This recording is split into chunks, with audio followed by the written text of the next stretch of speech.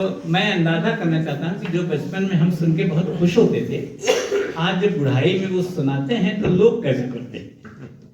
तो उमाकांत मालवीय आते थे, तो वो सुनाया उन्होंने कि हिमाद्रि तुंग श्रृंग से प्रबुद्ध शुद्ध भारती, स्वयं प्रभा समुज्ज्वला स्वतंत्रता पुकारती। इस कविता को लेकर के धर्मवीर भारती और सुब्रमण्यम भारती में झगड़ा हो गया।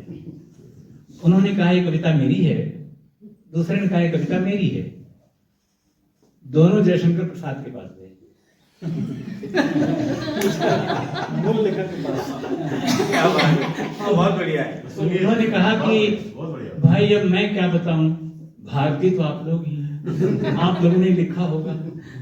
ये चुटकुला, लेकिन कुछ लोगों ने तो हंस दिया। तो जिन लोगों ने पढ़ा है पढ़ा है, हाँ, मतलब हिमाद्रि तुंग श्रृंग वाली कविता प्रसाद जी की है, ये समझ में आया। और प्रसाद जी बहुत रसिक थे, वो जाते थे गायिका मंडलियों में सुनने भी, गायिकाएं गाती थी, अपने घर पे महफिलें करवाते थे।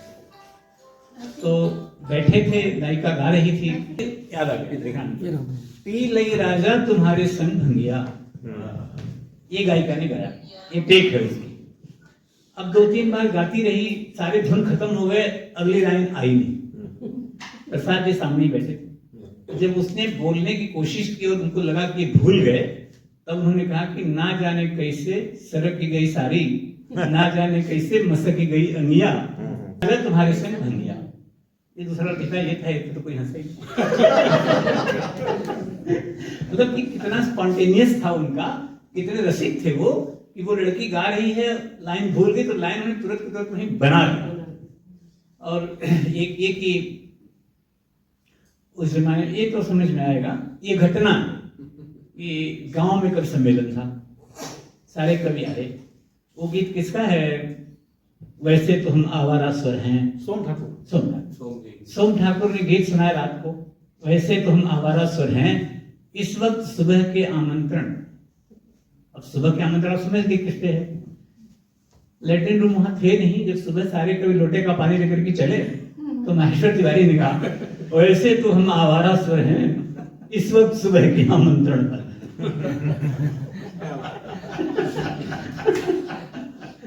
वाकई में साहित्यकारों के चुटकुले, मुझे एक चीज और याद आ गई, क्षमा जानते हुए। विश्वनाथ उम्बलेन जी बहुत बड़े हास्य व्यंग्य के रचनाकार राजस्थान में हुए। उनका एक गीत बड़ा लोकप्रिय हुआ।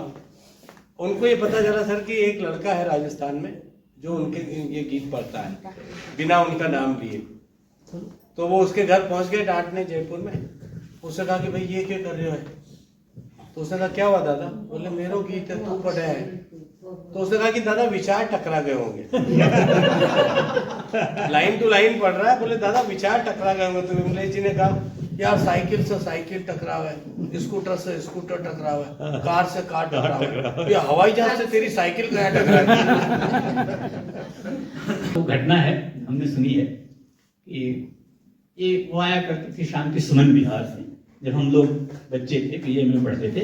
उनकी चोटी कमर के नीचे तक होती थी। तो सोम ठाकुर की कविता सुना रहे थे, वो भी शायद सोम ठाकुर की है, गलत कहूंगा तो आप लोग सुधार दीजिएगा। गा रहे थे, गीत सुना रहे थे, लाइन आई चोटियों तक गए हौसले। रामदेव भंडार ने कहा शांति सुमन की चोटियों तक।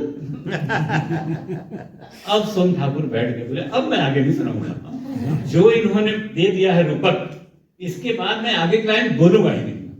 लेकिन पब्लिक कहाँ मानने वाली थी? बेड़ा माता से खचाखच भरा था, किसी खाली नहीं थी। मंच वाले 15-20 कवि थे, सबने जिद की। तो खड़े हुए कहा कि आप कुछ हमें मत कहिएगा, जो कहना रामदेव भंडार कहिएगा।